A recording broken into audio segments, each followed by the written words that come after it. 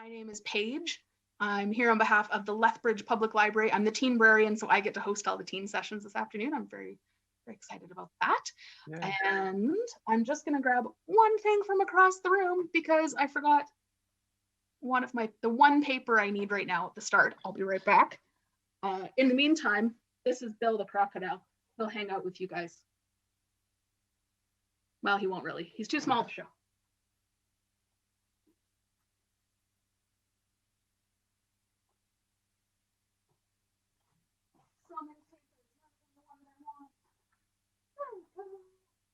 All right. Apologies for that. I'm back.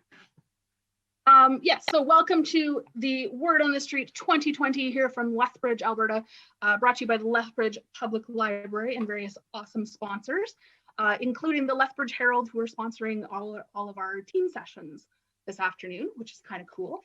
I don't think they've sponsored our teen zone before, so it's kind of fun to have the local paper hanging out sort of with our teen stuff this afternoon. I'd also like to acknowledge that Lethbridge Public Library and Lethbridge are on the lands of the Blackfoot people of the Canadian Plains, and we'd like to pay respect to the Blackfoot people past, present, and future, and recognize and respect their cultural heritage, beliefs, and relationship, as well as stories. It's always important to recognize stories, past, present, future, because we are a library and we love stories. Lethbridge is also home to the Métis Nation of Alberta Region 3. And again, lots of stories there and ones we hope to hear. Today's first session of stories and teen stuff of awesomeness is with Tom Ryan, who is joining us from all the way across to the East Coast, furthest time zone, I think, for any of our people this year. So welcome, Tom, to the kind of sort of teen zone of the Word on the Street of Lethbridge. Thank you. I'm so happy to be back. You can hear me okay? I have my big headphones on. I was at Watts Lethbridge 3 years ago, I think we determined, and I had such a great time. So it's nice to be back and see at least one familiar face. And yeah, I'm thrilled to be here. It's great. Thanks.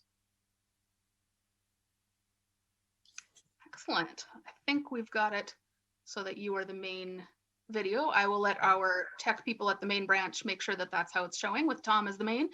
We also have another special guest, which is Shar. Shar is doing our ASL interpretation. I always want to say translation because I did a French major and so everything's translation to me, but interpretation this afternoon. So we have layers upon layers of language happening this afternoon. So welcome to everybody, and welcome especially to Tom to Word on the Street. Yay. Yeah. So would you like me to introduce myself? Should I start off? Yeah, I figure you know yourself better than I know you. So that's can true. Tell us all sorts of cool stuff about yourself. Well, I am Tom Ryan, and I have been writing books for young readers of all ages for almost a decade. I began writing full-time in 2010, 2011. And my first book came out in 2012. It was called Way to Go. And it is sort of a semi-autobiographical book about a young 17-year-old teen growing up in the 90s on Cape Breton Island, which is where I'm from. I just have to give a little shout out to Cape Breton crew. My good friend Miss Brenna makes those shirts. And I am currently actually back on the East Coast because my husband is in the military. We travel around quite a bit. And we have a house in Cape Breton, and I'm in Halifax right now, but we've been there for a few months. And it's the first time since I was 18, and I'm in my 40s now, that I've had the chance to basically live in Cape Breton, which is, I could go on at length about Cape Breton, I won't, but it's a great spot. If you ever have the chance to visit, I recommend it. And so I've written, yeah, you've been? It's great. We did the little circuit when I was in grad school. Oh, fantastic. So I went on after Way to Go, and I wrote a few more young adult books, some middle grade books, a couple of reluctant reader titles. I've done a picture book also about Cape Breton Island. And in 2016, I decided that I wanted to take a bit of a shift in terms of the types of stuff I was writing. And up to that point, most of what I had written was what you would call contemporary, very, very straightforward stories about teens experiencing. Typically I write about queer teens, and so there was a lot of coming out stories, a lot of books about LGBT cue primarily gay male, because that's how I identify, teenagers kind of existing in the world and, you know, managing their teen social lives, family lives, those kinds of dynamics. You have it. But I decided in 2016 that I wanted to make a shift, at least a partial shift, partly to challenge myself and partly because I'd always wanted to write something genre. And I read and love mysteries and thrillers, and always have since I was quite young. I was reading Agatha Christie when I was, you know, 10, 11 years old. I was always into a good mystery. And so I decided at a certain point that my next career move was going to be attempting a murder mystery. And I took it on as a challenge, partly because I thought it would be fun to try to write, and partly because one of the best pieces of writing advice that I've ever received, and I've received it at various ways from various people over the years, is one great approach when sitting down to write a book is to write something that you consider yourself the primary reader for. And obviously this has not been the case with all of my books, but with Keep This to Yourself, which was the first mystery I ended up writing, this is a book that I wrote because I wanted to read a book like this. And it was a great way to jump into the telling of a story, because all of a sudden I had this different perspective on the story I was writing. And I spent about a year writing this mystery. It was totally different from anything else that I'd ever written. In some ways it was similar. The main character, Mac, is a gay teen, sort of insecure. He's out, but a bit awkward in the world.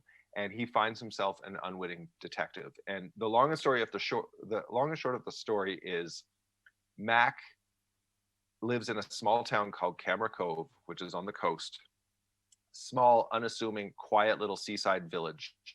And a year before the story begins, a serial killer came to Camera Cove and killed 4 people. And the final victim was Mac's best friend, Connor, his childhood best friend who grew up across the street from him. They were inseparable as kids, and Connor was murdered. And a year later, the entire town is trying to get over this traumatic event. The murderer was never caught, but police assume he was a drifter who moved on. And Mac finds a note that Connor had left him on the night he was killed, basically saying, I think I know who the murderer is. I need your help. But Mac missed the note and didn't find it until a year too late. And so Mac ends up dealing with all of this survivor's guilt and ends up deciding to try to solve the case himself. And one thing leads to another. And that's the story of Keep This to Yourself. And it's done quite well. It's won a few awards, and it's won a lot of awards. Yeah, it won the. It's been nominated and for a lot. Yeah. Yeah, it won the Thriller Award this summer from the International Thriller Writers Association, which was a big thrill. And it also won the Arthur Ellis Award for Best Young Adult Novel from the Crime Writers of Canada, which was also a huge honor. And this week it was nominated for the John Spray Mystery Award. And probably the biggest honor to me is it's nominated for the Amy Mathers Teen Book Award, which is Amy's a very special person, and it's a highlight of my career to have been, you know, recognized with that nomination. So anyway, that's Keep This to Yourself, and it came out last year. We've actually got a question about Keep That to Yourself from Carrie. Carrie's wondering, she says, I've heard that Keep This to Yourself is going to be made into a television series or a movie. Is this true? Or is she imagining that it's true because she would really love for it to happen? Well, I would love for it to happen. It's been optioned for TV. And for people who don't understand how that works, option is the first step in the process of adapting a book into a movie or a TV show. And basically what that means is that a couple of producers read the book and they really liked it and they thought it would make a great TV show. So they paid a certain amount of money to get the rights to the book for a year. And then they have a year to go away and try and drum up interest from, build a pitch package, potentially write a first script. And I've been very involved in that process, which has been a lot of fun. It's been really eye-opening and educational for me. And so we're at a point where we're considering next steps. But you know, the flip side of the coin, as exciting as it is, you have to take it all with a grain of salt, because they say on average about 1 in 10 projects that are optioned actually make it all the way to the screen.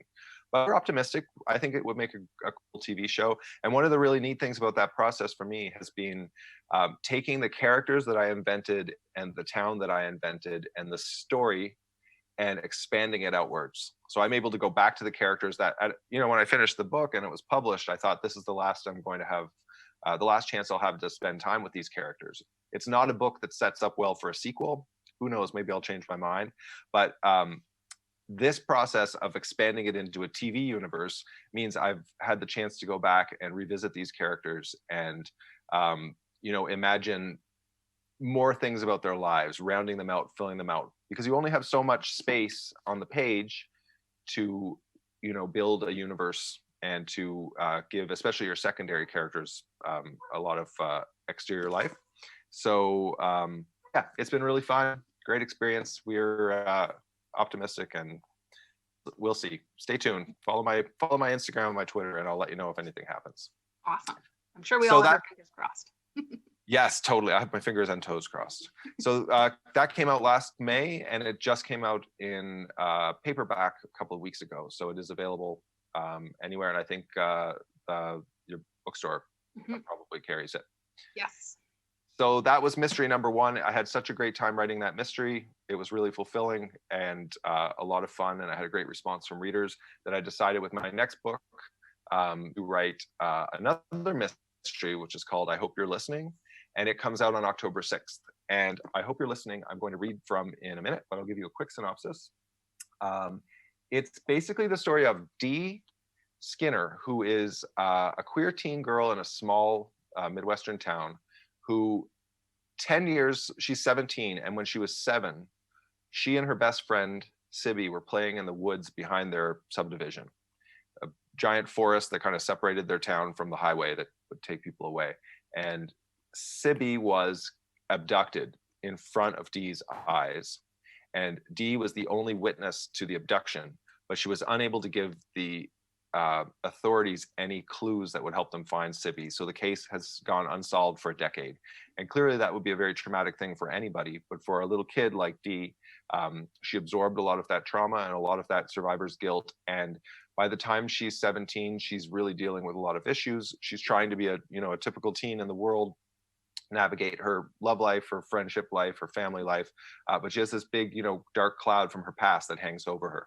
And as a way to deal with that survivor's guilt and that trauma, Dee decides that she will start a podcast almost on a whim. She starts a podcast that she calls Radio Silent, and the premise of the podcast is she is anonymous. She disguises her voice. She calls herself the Seeker, and she attempts to bring resolution to people who have lost loved ones. So it's a missing persons podcast, but she really tries to actualize it.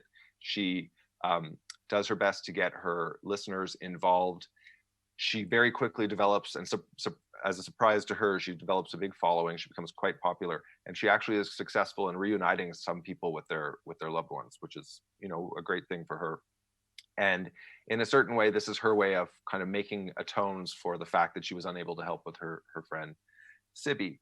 But at the beginning of the story, the podcast has been going for almost a year. It's successful, and another young girl goes missing from their old neighborhood. And that case seems to have connections to the 10-year-old case of her best friend. And so Dee is forced to kind of re-examine that case from her past and finds herself digging into both cases. And at the same time, there is some pushy media coming in and trying to dig around and ask questions, and she worries that her anonymity is threatened. So things kind of go from there. And it's a very different kind of mystery than Keep This to Yourself. It was equally fun to write. It was a different sort of, the resolution was very different for a lot of reasons, and you'll have to read them to find out why. And I'm going to read from this in a moment, but I'd like to very briefly also mention that I have another book coming out next year that I'm so excited about.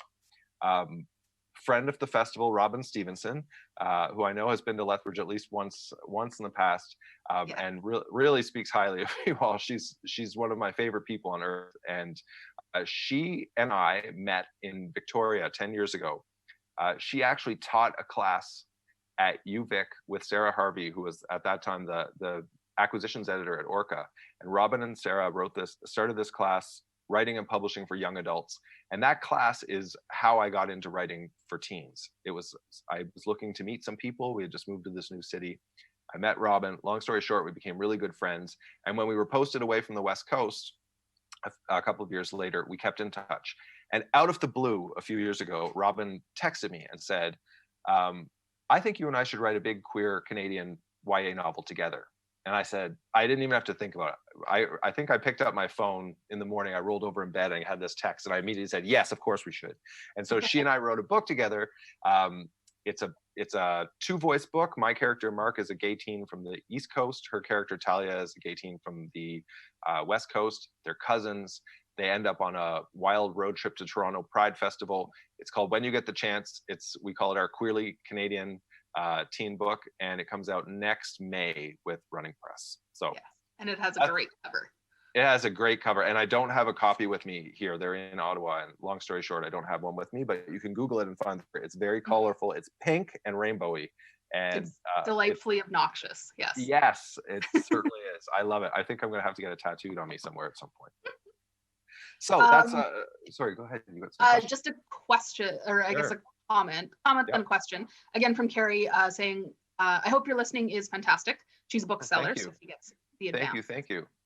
No spoilers, but did you end the book in such a way to keep it open for a sequel? I hope you're listening. So it's interesting to me. With my mysteries, I haven't really considered sequels. That hasn't been something that with both of these books, I hadn't thought about them as being open-ended and allowing for space to keep moving. They were written as self-contained units with resolutions. However, this process of working on the TV show and going back and revisiting a story and trying to build it out has really kind of, I think, flexed a different sort of creative muscle for me. And it's really shown me how rewarding it can be to go back to a story that I thought was closed and then revisit the characters and to start imagine different outcomes and different paths they could take and things that happen once the book ends. And so at this point, I don't have any plans for a sequel. Certainly not for Keep This to Yourself, which I think really exists nicely on its own.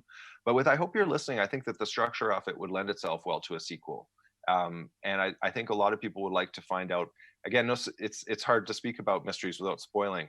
I think people who read it will have some questions about what happens to, especially one of the characters in particular. And there's also a best friend, one of Dee's best friends, Burke. I have had a lot of comments from people in reviews on Goodreads, you name it, emails and DMs from people saying, I really love Burke. I wanted more of him in the book and I'd like to see what happens to him next. So, as a writer, I can't help but, store those questions away in the back of my head and who knows if they'll come out again. So right now I don't have any plans, but I wouldn't close the door on that for sure. Very cool. Very cool. So is there another question there? Do I see? Yeah. I was going to save it for the end, but we can do it now too, since we're talking. Well, let's save it to the end. I'm going to do a reading, and then if anybody has any other questions. That loops things nicely. Yeah, exactly. The cap at the end. So I'm going to read from the first 3 chapters. They're relatively short chapters, so it won't take too long. Of I Hope You're Listening. And what I like about these first 3 is that they really set up the stage for the format of the book. There are 3 things going on. There are transcripts from Radio Silent, which is Dee's podcast. There are flashbacks to 10 years ago when the fateful event happened in the forest.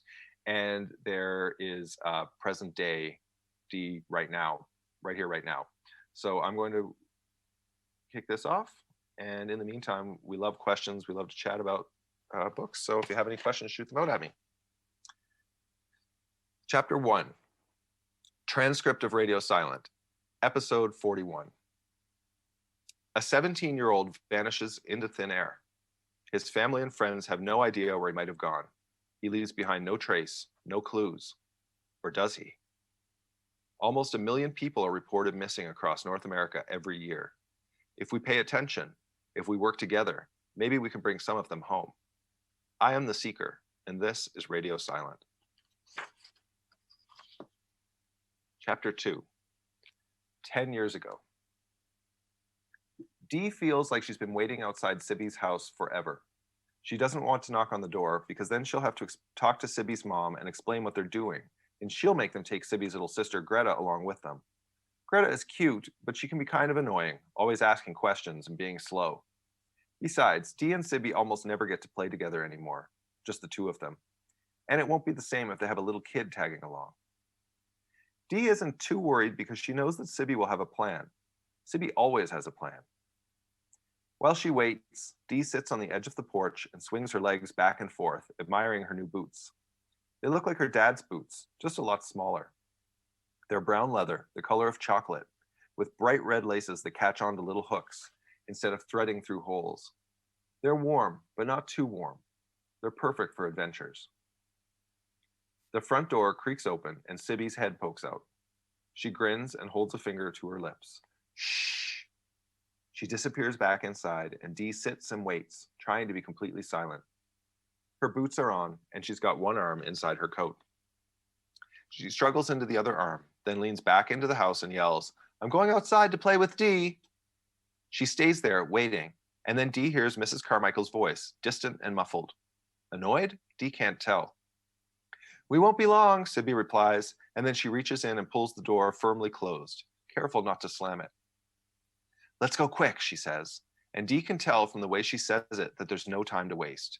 She hops down from the edge of the porch onto the ground. It's only a couple of feet up, but she knows that the boots help her. She can feel them grip the ground when she lands.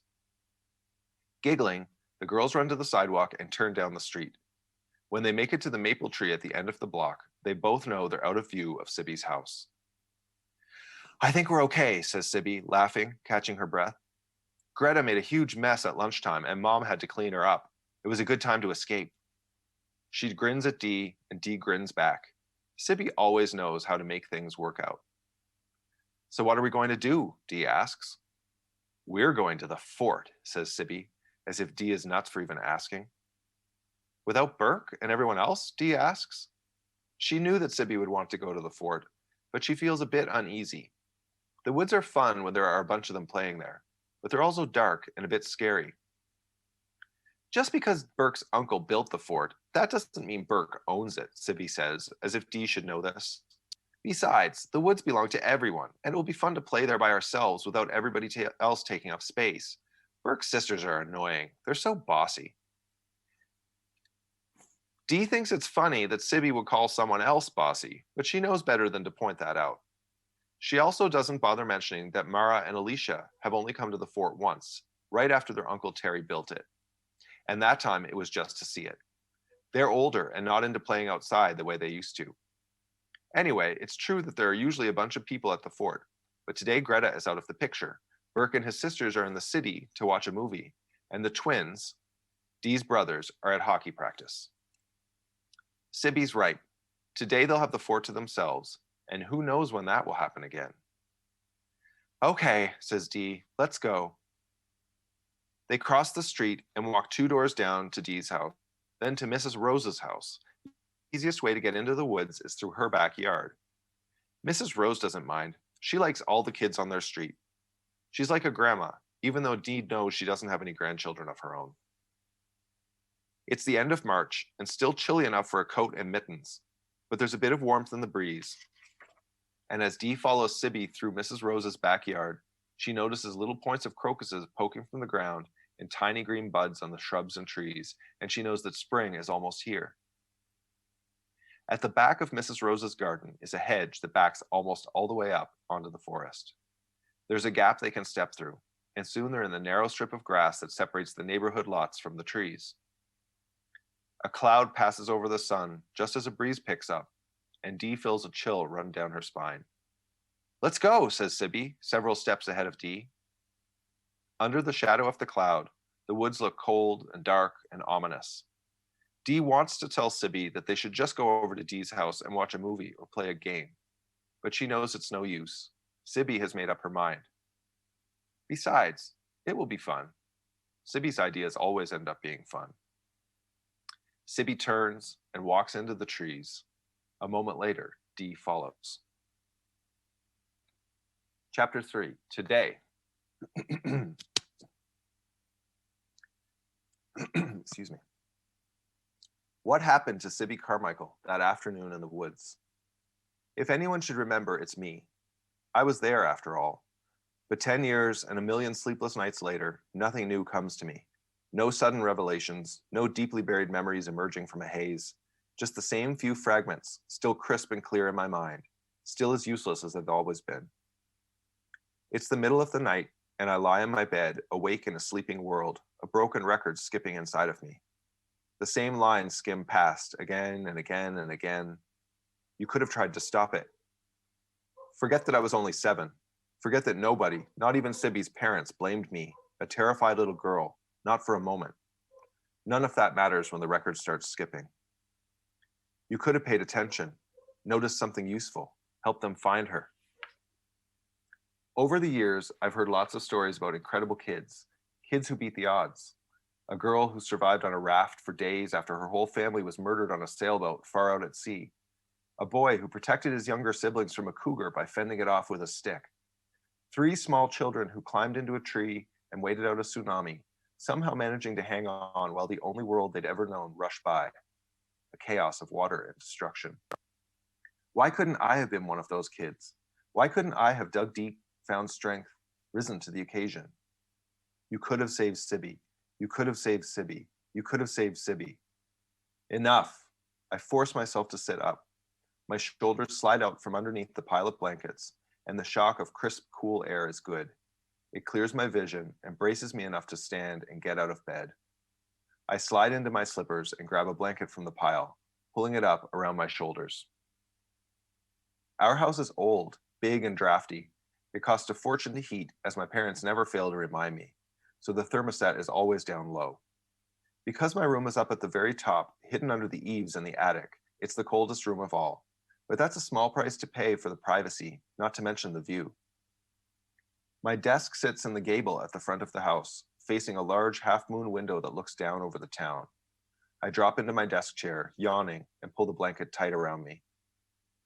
Far in the distance, I see lights skimming past us on the highway, a rushing river of cars and trucks and buses that could easily sweep someone away in any direction in the blink of an eye.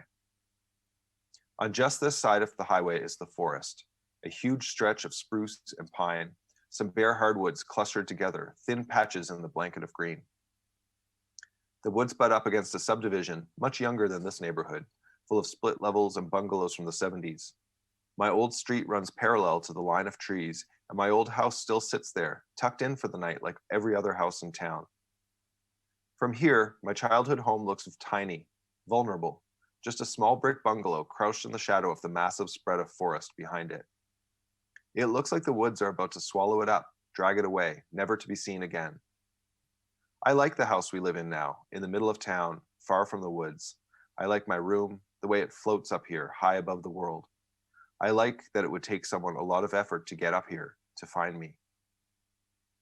I glance behind me at the door that opens to steps that lead down to a hallway lined with more doors. My parents' room, my brother's room, the bathroom, the study. Then more stairs, almost every step harboring a telltale creak, alarms woven into the house's very sinews. At the bottom of the stairs is a foyer, where an interior door, paned with stained glass, locked and bolted, leads out to a porch and a heavy exterior door, solid as lead, also locked. There are neighbors to either side of us, more neighbors across the street. All around us are windows and eyeballs. Security. A noise catches my attention, and I turn back to my window, leaning forward across the desk so I can see right down to the street.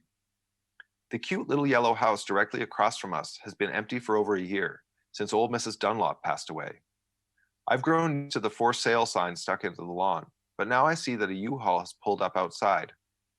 The truck is still running, exhaust billowing from the tailpipe, taillights glowing red in the night, but as I watch, it shuts off, shuddering for a moment before slumping to sleep. The driver's side door opens and a man steps out, stretching his arms above his head and yawning. A moment later, a woman steps around from the passenger side of the truck and joins him on the sidewalk. They stand looking at the Dunlop house and then turn together to watch as a very old car pulls up and comes to the stop behind the U-Haul. It's pale blue with wide tires and 2 wide silver stripes running the length of the hood. The door opens and a girl steps out.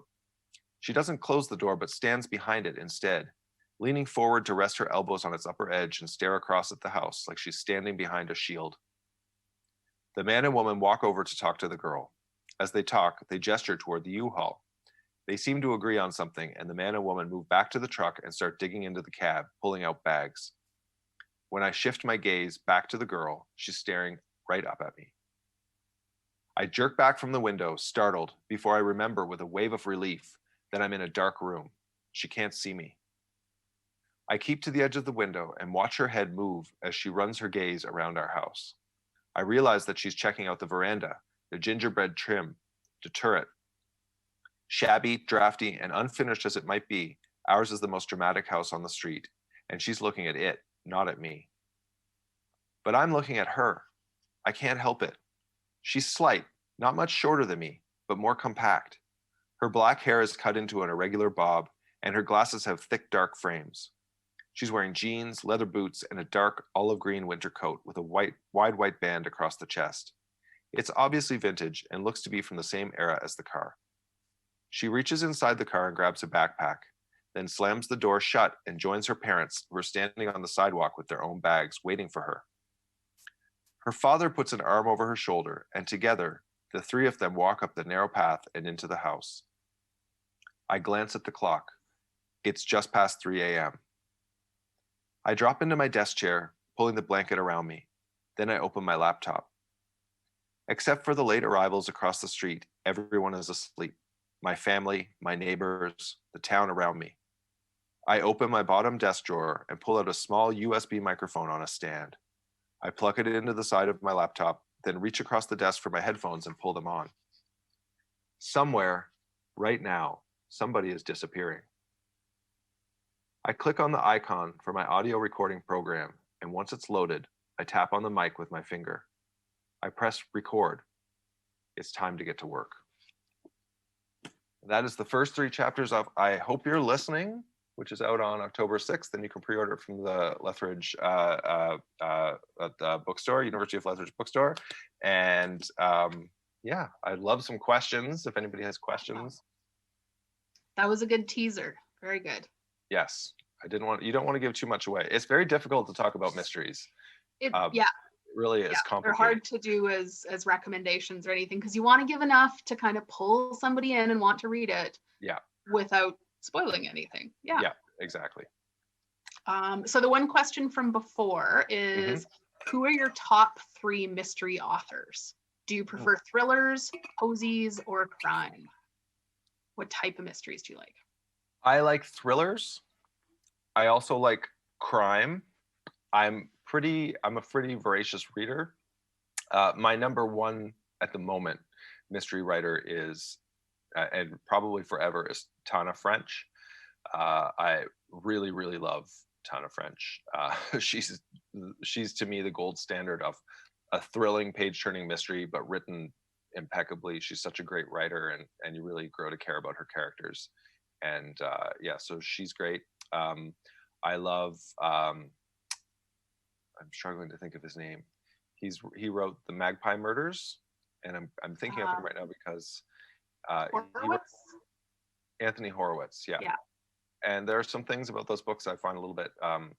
There's some issues I have with them, but I find that those books, the premise of those books, Magpie Murders, and I'm actually reading the sequel right now. And I also love The Sentence is Death, The Word is Murder, which is another series he does. And I don't know if he's one of my favorites, but I've been reading a lot of his stuff lately, so he's on my mind. Agatha Christie is the master, clearly. And as far as YA, I really love Caleb Roehrig, and his stuff is just fantastic. And I know you're going to be talking to Courtney Summers later, and Sadie is really fantastic. So there's lots of good stuff out there. Yeah, I'm interested in kind of how your books and her books kind of play to the same readers in a lot of ways. Well, I will tell you that I've had more comparisons to Sadie, and I think it's not a really natural. It seems like a natural comparison because they're both I don't know if we would call Sadie a thriller. I guess it is in a way. It's it's its own thing. Sadie is such a fantastic, unique book. I haven't read anything else like it. But because of the podcast component, people have drawn a lot of connections between the two books. So I get that comparison quite a bit. I get a lot of people who say that they read this book, advanced copies, because they thought it sounded like Sadie, and most of them have liked this, but for different reasons. And Kit Frick has also just written a book called I Killed Zoe Spanos, which is also it's a great mystery, and it's kind of an homage to Rebecca, Daphne du Maurier's Rebecca, but it also has a very really wonderful teen-run podcast in it, true crime podcast. So I'd recommend that one as well. Very cool. Do you have favorite podcasts or ones that? Oh boy, I listen to so many podcasts. So this, I will tell you, I think I might have even put it in the acknowledgements. I fell into a rabbit hole of My Favorite Murder and listened to it for a few months. I caught up with it a few months after it started. I was a pretty early listener, but I would listen to them. I was renovating a house that we lived in, and I would put my headphones on in the evenings and just strip paint and work on cabinets and you name it, and just obsessively listen to My Favorite Murder. And the reason that book, I'm bringing that book up, is because one of the things I really enjoyed about that podcast is they have a very engaged listenership, and I think true crime podcasts have really taken off. And the two podcasts that most directly influenced I Hope You're Listening, at least the podcast components, were My Favorite Murder, because they're, the Murderinos, for anybody who listens to that podcast, they have an incredibly devoted fan base. The Murderinos, they have meetups, they get together, and I was really inspired by this concept of a fan base that self-organizes out of devotion to the content matter and the subject matter. And I tried to take it to the next level. I started kind of imagining, what if this idea of a readership or listenership that is so devoted to the show that they get together and kind of form online groups and forums, and they actually have in real life meetups. What if you took it to the next level and they actually formed together to find clues and help solve crimes, solve mysteries? And so to me, these missing persons mysteries were kind of a natural fit. And so I created in I Hope You're Listening, Dee's listeners are the LDA, the Laptop Detective Agency. And so they have helped her solve several missing persons cases over the run of her podcast. And that was sort of derived from the Murderino phenomenon. And then the other podcast that I really like is a Canadian podcast called Somebody Knows Something, or Someone Knows Something. And it's a CBC podcast. It's really great. David Ridgen, I believe is the guy's name. And he has such a Canadian way about him. I don't know if you've listened to it, but he sounds like a rural Canadian guy. Yeah, it's got that classic CBC radio kind of. 100%. Meets the dude who lives down the road and takes care of his elderly parents. Like, he just seems like and goes out for a beer and plays and curls on the weekend. Like, he's got that vibe, and he's such an unassuming, very kind, like soft spoken sort of person. His presence on that podcast I have always found really interesting, because he's such a soft sell. Every season of that podcast is devoted to a cold case mystery. And there are all sorts of different ones. And he goes back and he talks to the people who were involved back in 1987 or 1961, you name it. And people invite him into their home and they tell him stuff, because he's such an unassuming person. And I found that he brings a lot of empathy and compassion to the cases he's discussing. And that was really important to me, because as much as I do love My Favorite Murder, there are moments when I find it drifts a little bit too close to the sensationalist for me. And I think that's something that I tried to be very sensitive of with this book. I didn't want there to be any accusations of a sensationalized approach to real life cases. I mean, clearly they're made up in the book, but I tried to derive the cases that happen in the book from real life missing persons cases, and I wanted to be empathetic and compassionate to these characters as much as I would have been, hopefully, to real life people. So awesome. Excellent. Well, we are nearing the end of our time, and I do have a giveaway. So normally in the tent, I do like a draw barrel kind of thing for any of the teens who are in attendance. Obviously, that's not quite going to work this year, but if you are in the audience and you identify as a teenager, can you give me a shout in the Q&A so that I can enter you for a copy of the book? I don't have one to hold up, but it'll look like this-ish. It'll look like that-ish. We will get you a copy and you can pick it up at one of the library branches. So if you are a teen and you would like a copy, can you give me a shout right now in the Q&A box? Yay. Oh, there's someone. It says 49 is almost a teen. Like it. If you are all grown-ups, I will just do a draw out of everybody. But if there are any teenagers, I want to give you first chance. I know a lot of the names. And I know you as grown-ups though, so we'll see. Okay, I'm gonna give you a few more seconds to, jump in if you are a teen who would like a free copy of the book. And if not, I will do a random number. I gotta dig out the random number generator on the phone. Excellent. All right, so I'm thinking it is all grown-ups. So we have 12 people in attendance right now. So we're gonna set a minimum of 1 and a maximum of 12. And, oh, now we've got 13. Somebody jumped in just for this. Okay, now I have to regenerate. Okay, 1 to 13. 8. So Lori, you have won a copy of the book.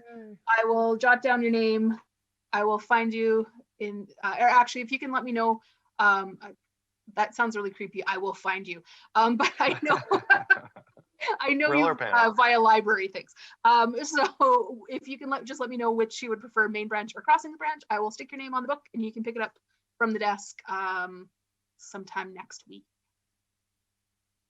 All right. Well, thank you very much, Tom, for hanging out with us and it was telling us about your books. Hopefully we have a bunch of people who are excited now to read them or excited to hear more about the background of them if they've read them already. Yeah, and if anybody is interested in learning more, you can find me online. I'm Tom Ryan, author, everywhere. So Facebook, Twitter, Instagram, you can find me. I'm at Tom Ryan, author. And I love to chat with readers, and I appreciate people coming out and listening to me yammer on about mysteries. And it was nice to see you again, Paige. Thanks very much. Yeah, good to see you again, and good to see your puppy in the background as well. Yes, he's right here. One final shot. There he is. Hi, Wheeler. That's the obligatory dog shot. Lovely pup. Excellent. All right, thanks for joining us. Thank you. Bye, everybody. Have a great weekend. You too. Take care. Bye.